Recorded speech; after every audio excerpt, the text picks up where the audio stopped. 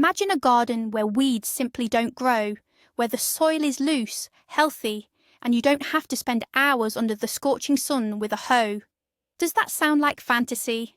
Think again. Today we're diving into the genuine special forces of the plant world, the killer cover crops. And that's not just hype. I'm going to tell you which plants won't just fertilize your soil, but will literally wipe out weeds, destroy disease pathogens, and scare off pests.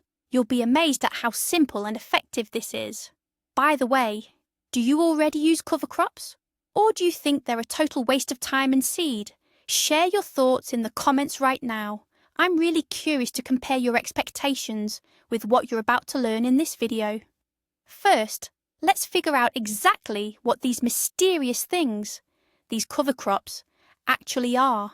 Many people have heard the term green manure, and that's accurate, but it's really just the tip of the iceberg. Essentially, cover crops are plants we grow, not for harvest, but specifically to improve the soil and revitalize the garden. They are a living, working system. Instead of constantly tilling the ground until it turns to dust, dumping tons of manure, or, God forbid, relying on chemicals, we simply sow specific grasses or plants. As they grow, their powerful roots loosen the soil better than any shovel. Their green mass becomes a nutrient-rich blanket, and some of them, as we'll learn today, wage a genuine underground war against our main enemies, weeds and diseases. This approach means we stop fighting nature and instead use its own laws to our advantage. We are creating a small, highly effective ecosystem right in our own plot. So, how exactly do cover crops manage to deal with weeds? The first and most obvious method is simple physical suppression. Imagine planting mustard or oats right after you've harvested your main crop, for example. They sprout very quickly and uniformly, forming a dense, solid green carpet. This thick carpet acts like a blanket covering the soil, and weed seeds simply don't stand a chance. First, the sunlight necessary for germination can't reach them. Second, even if a weed manages to sprout, it will be incredibly difficult for it to push its way through the thick tangle of cover crop stems and leaves. Moreover, the cover crop's root systems also aggressively take up all available space, leaving zero room for competitors. It's similar to how you rarely find much grass growing beneath the dense canopy of trees in a forest. We artificially recreate these conditions in our garden beds.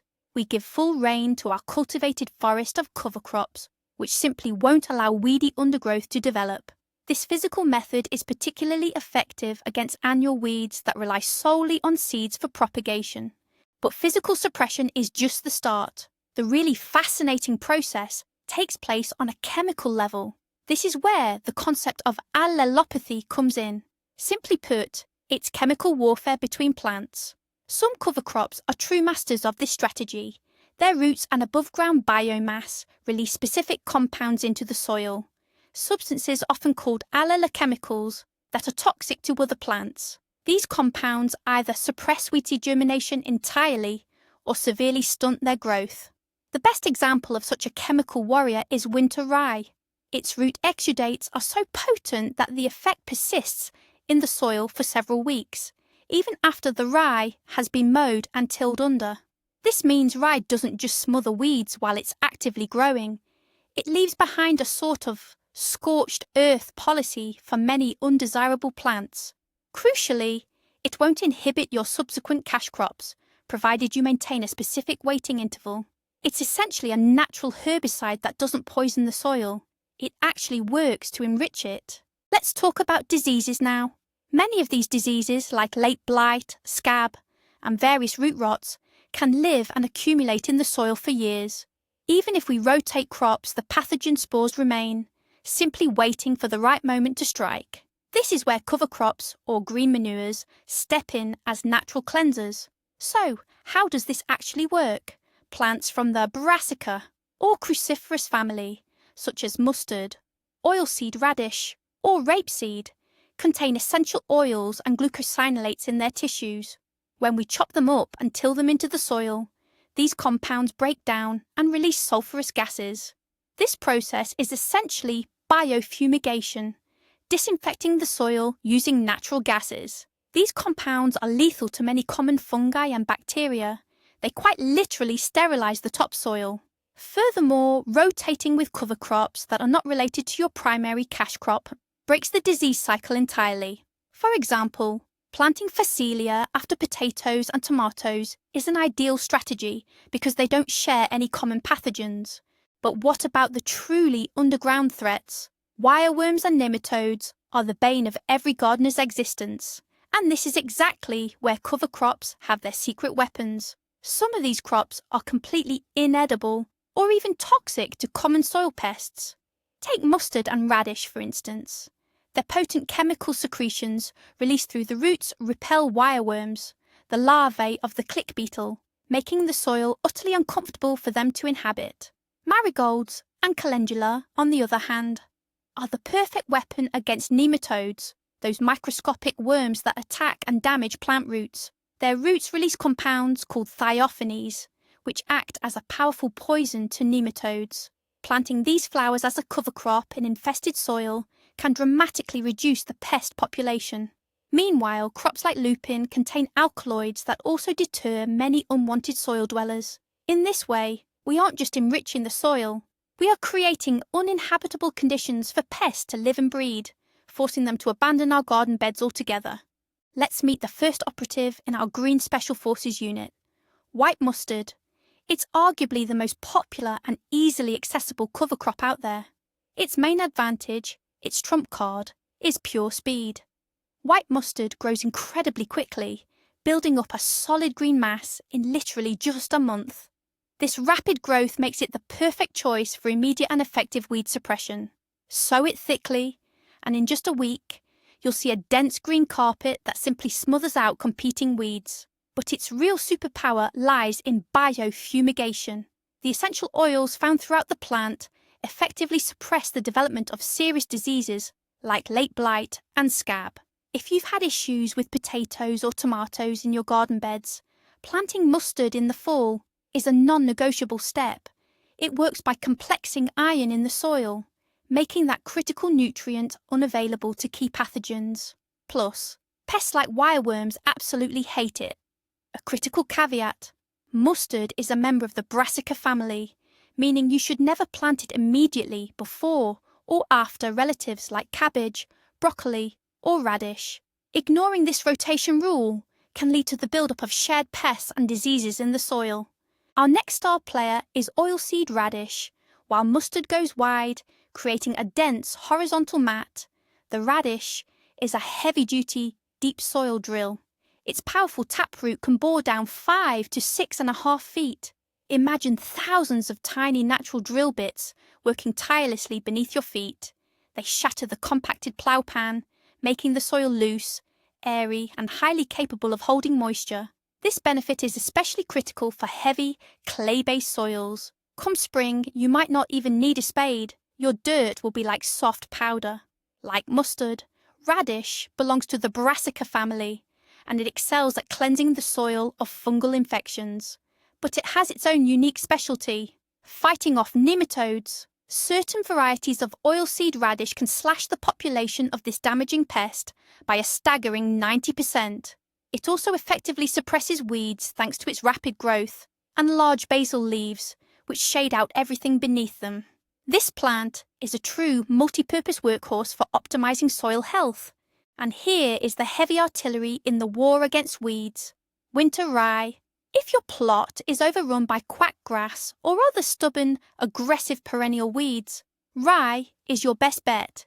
It is arguably the most powerful cover crop in terms of allelopathy. Its root system secretes potent compounds that suppress virtually everything around it. It doesn't just smother weeds during growth by forming a dense sod, but it also leaves behind a clean slate for several weeks after it's tilled into the soil. Rye is traditionally an autumn-planted crop. It overwinters beautifully beneath the snow, and in the spring it is one of the first things to spring into action, denying emerging weeds any opportunity whatsoever. Additionally, its thick, fibrous root system excels at structuring the soil, simultaneously enriching it with organic matter. But a word of caution is needed with rye. Because of its powerful suppressive effects, you must allow a 2 to 3 week pause after incorporating it into the soil before planting your main cash crops. Otherwise, that same suppressive power can inhibit your cultivated plants too. If rye is the aggressive powerhouse, oats are more like the calm, strategic defender. Oats may not possess the powerful allelopathic effect that rye does, but they achieve their goals in a different way. Oats quickly produce significant biomass, forming a dense canopy that effectively shades out weeds. This makes them perfect for spring sowing, especially before planting warm season crops. Their greatest benefit, however, lies in their health-promoting effects on the soil. Oat root exudates actively suppress the development of root rot. If you've struggled with root diseases in your garden beds, planting oats can help cleanse and revitalise the soil. Furthermore, oats enrich the earth with potassium, a nutrient crucial for many vegetables, particularly potatoes. Oats work extremely well when interplanted with other cover crops such as vetch. The vetch fixes essential nitrogen, while the oats provide structural support for the vetch to climb and simultaneously keep weeds at bay. This is a classic and highly effective combination that tackles several critical tasks at once: fertilization, weed suppression, and overall soil health improvement. Meet phacelia, the ultimate all-rounder and, frankly, a stunning plant. What makes this plant truly unique is that it's unrelated to any of the major vegetable crops we typically grow. This distinction is crucial. It means phacelia won't transmit common diseases or attract shared garden pests. You can sow it before or after absolutely any crop without worrying about breaking your crop rotation cycle. It truly is the ideal preceding crop. Phacelia is a fast grower. Its delicate, lacy foliage creates such dense shade that weeds simply can't survive underneath it. Plus, its robust root system does an excellent job of aerating and loosening the soil. But the benefits don't stop there. Phacelia is renowned as one of the best honey plants available. Its soft, blue lavender flowers attract bees and other vital pollinating insects to your garden, which in turn significantly boost the yield of all your neighbouring crops. On top of all that, phacelia naturally repels garden villains like wireworms and nematodes, and it even helps deter locusts. Planting phacelia is a powerful way not only to improve your soil structure and control weeds, but also to dramatically enhance biodiversity in your garden. Now, let's turn our attention to buckwheat. Many know it as a valuable grain, but it's also a superb cover crop, particularly when sown in the summer. Its distinguishing feature is its incredibly short growing season. It takes only 40 to 45 days from the time you sow the seeds until it flowers.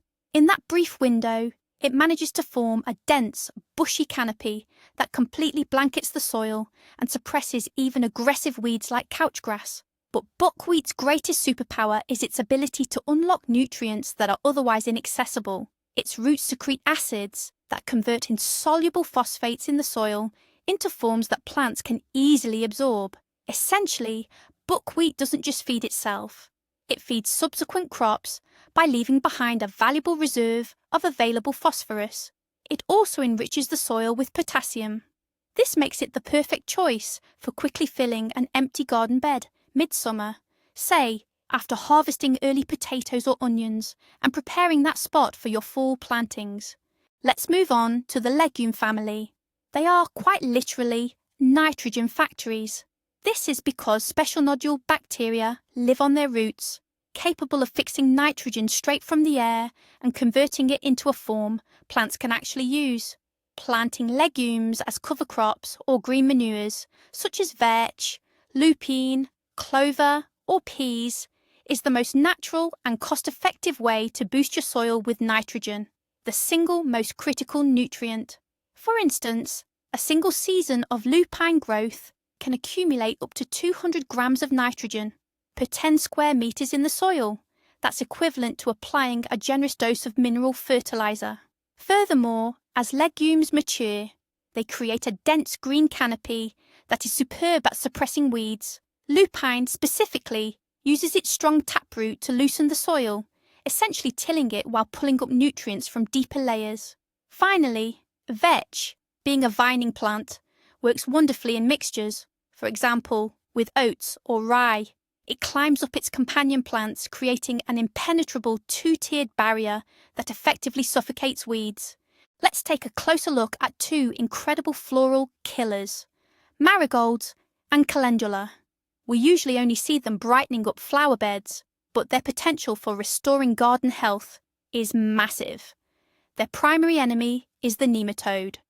As I've mentioned before, the roots of these plants release powerful phytoncides that are absolutely deadly to these microscopic worms. If you notice poor growth in your strawberries, carrots or potatoes, especially if the roots have visible knots or swellings, you're likely dealing with nematode activity. In that situation, the best course of action is to dedicate an entire season to planting the affected area exclusively with a dense carpet of marigolds. This is a radical solution, but it is extremely effective. Beyond nematodes, the pungent scent of marigolds repels many other common pests, such as aphids and the onion fly. Calendula, also known as pot marigolds, also fights off nematodes. Furthermore, it's great at deterring the Colorado potato beetle and suppressing fungal diseases. Tilling their green material back into the soil helps disinfect the ground even further. This is truly a case where beauty doesn't just save the world, it actively heals your garden. A crucial element here is the use of cover crop mixtures.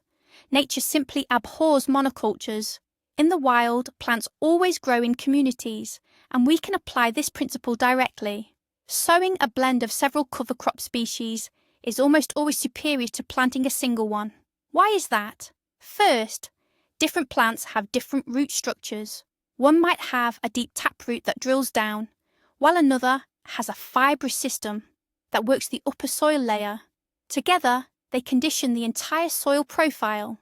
Second, they interact with weeds and diseases in different ways, creating a complex, multi-layered defense. A classic example is the oat vetch or rye vetch mixture. The grain provides structural support for the climbing vetch, suppresses weeds, and offers protection. In return, the vetch fixes nitrogen for the whole group. You can also create a more complex cocktail, such as oats, vetch, and mustard. The oats provide structure, the vetch provides nitrogen, and the mustard acts as a natural soil disinfectant. That is true synergy in action. Let's take another look at how cruciferous cover crops, like mustard and radish, actually work. Their secret weapon is glucosinolates. On their own, these compounds are relatively harmless, but when we damage the plant tissues by mowing, chopping, and incorporating the material into the soil, that's when the enzyme myrosinase kicks in. It breaks down the glucosinolates, which results in the release of isothiocyanates. These are the volatile, pungent compounds you smell when you crush a mustard leaf. These compounds are what provide the powerful fungicidal, bactericidal, and nematicidal action. This is the process known as biofumigation. For a short time, the soil temporarily turns into a kind of gas chamber for pathogens. To maximize this effect, it's crucial to incorporate the green material correctly. You need to chop it finely and immediately mix it thoroughly with moist soil. Moisture is what activates these chemical reactions. It's a natural self-defense mechanism that we can put to work right in our own garden. Let's take a closer look at the cereal family: rye, oats, and wheat. Their main strength lies in their incredibly powerful, fibrous root system. It's a dense beard made up of millions of fine rootlets, completely penetrating the top layer of soil. Firstly, this provides unparalleled soil structure. As these roots decay, they leave behind countless channels, making the soil loose, allowing for excellent aeration and water penetration.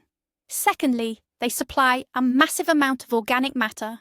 Cereal roots are the primary source of humus, the true lifeblood of the soil. While the above-ground biomass is important, it is the roots that create true, long-term soil fertility. Thirdly, this dense web of roots physically prevents weed root systems from establishing themselves. They simply cannot push through the competition. Furthermore, once mowed or winter killed, the above-ground part of the cereal forms a dense layer of mulch on the soil surface. This mulch shields the soil from erosion and continues to suppress weeds well into the spring. And in all these respects, rye stands out as the absolute champion of survival and aggressiveness. Let's get back to legumes and the incredible magic of nitrogen fixation. This process truly is one of nature's greatest wonders. If you dig up a legume plant and look closely at the roots, you'll see small lumps or nodules. Now, these aren't a disease. They're the tiny homes for symbiotic bacteria, specifically rhizobia. It's a perfect trade.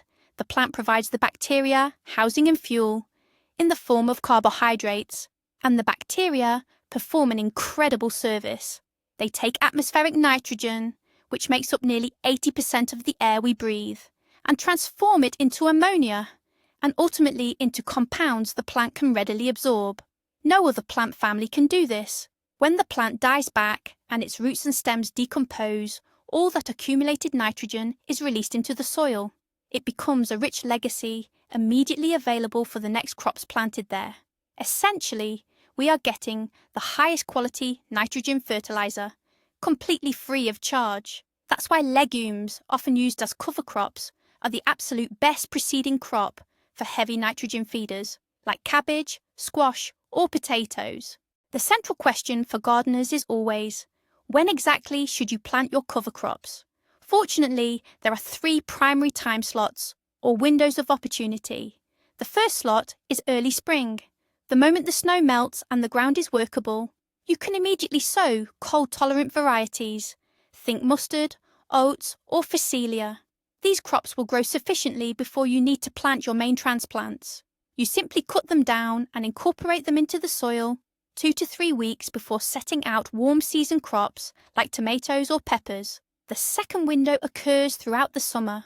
This opportunity arises when you harvest early season crops such as radishes, lettuce, spring onions, or early potatoes. To prevent the bed from sitting empty and becoming a haven for weeds, immediately sow a fast-growing variety like buckwheat or phacelia. Finally, the third and arguably most crucial window is autumn. Once the main harvest is complete, typically from late August through mid-October, we plant the beds with true winter cover crops such as winter rye, or rapidly growing varieties like mustard. These are the crops that remain green going into the winter months, offering essential protection against soil freezing and nutrient leaching. How should you really sow seeds? First, forget about those perfectly neat, straight rows. The main objective is dense, continuous coverage. We want to create a lush carpet. That's why the simplest and most effective method is broadcast seeding. Start by prepping the area. Clear away any large debris or plant remnants, and if needed, use a rake to lightly scratch up the soil surface. Next, take your seeds and simply scatter them over the prepared surface, making sure to distribute them as evenly as possible. Check the recommended sowing rate on the package, but here's the general rule. It's always better to sow too thick than too thin. Don't be shy about going heavy. Once scattered, the seeds need to be lightly covered. The easiest way is to gently run your rake over the bed, mixing the seeds into the top layer of soil.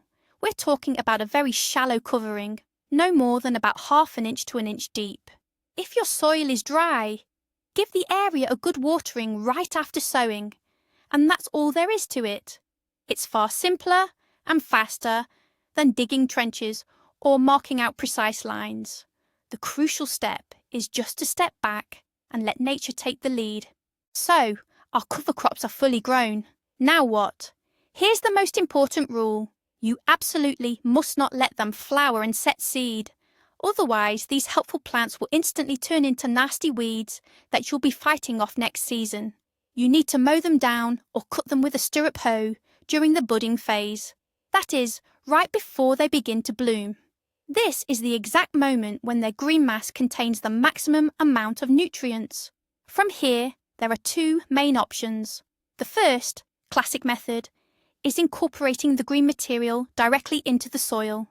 You can chop the cut plants finely with a shovel and lightly till them into the top layer of soil. This is commonly known as green manure. The second approach, which is rapidly gaining popularity among proponents of natural and organic gardening, is to leave the cut mass right on the bed surface to act as mulch. This layer will gradually decompose, feeding the soil microbiome, protecting the ground from drying out, and continuing to suppress weeds. This no-till method preserves the soil structure and closely mimics natural ecological processes. To wrap things up, let's go over some typical mistakes. Mistake number 1, poor crop rotation. Always remember, never plant a cover crop that belongs to the same botanical family as the preceding or succeeding main crop. A classic example is planting mustard, a brassica, right before cabbage, also a brassica. Instead of improving the soil, you'll actually encourage shared pests and diseases like clubroot. Mistake number 2, waiting too long to cut them down. As discussed, if the cover crop goes to seed, it becomes a weed problem. Pay close attention to the budding stage. Mistake number 3, incorporating them too deeply. The green material must be worked into the upper, aerobic layer of soil, no deeper than 10 to 15 centimetres, 4 to 6 inches. If you bury it deeper than that, it won't break down properly. Instead, it will ferment and rot, which ultimately harms the soil. And the final mistake, expecting instant miracles. Cover cropping is a long game strategy. However, even after your first season, you should notice fewer weeds and significantly improved soil health. Alright, let's wrap things up. Today, we've clearly established that cover crops are much more than just green manure. They are perhaps the most powerful tool an intelligent gardener can possess. They act as a natural herbicide, waging chemical warfare against weeds through allelopathy. They double as a fungicide, performing biological soil fumigation to deal with soil-borne pathogens. And yes, they even serve as an insecticide, creating truly unbearable conditions for pests. We are no longer fighting nature. Instead, we are harnessing its power and directing it exactly where we need it. Instead of endless weeding, tilling, and chemical spraying, we perform one simple action: sowing the right plants that do all the dirty work for us. This is the very foundation of sensible organic gardening. Thank you so much for watching this video all the way to the end. If you found this information helpful and you're ready to fight those weeds using the power of nature, please hit that like button and subscribe to the channel so you don't miss out on new secrets for a healthy garden. Now for a question for you. Which cover crop killer are you most excited to try out in your own garden first? Or maybe you already have a tried and true favourite? Let me know in the comments below. Let's start a discussion.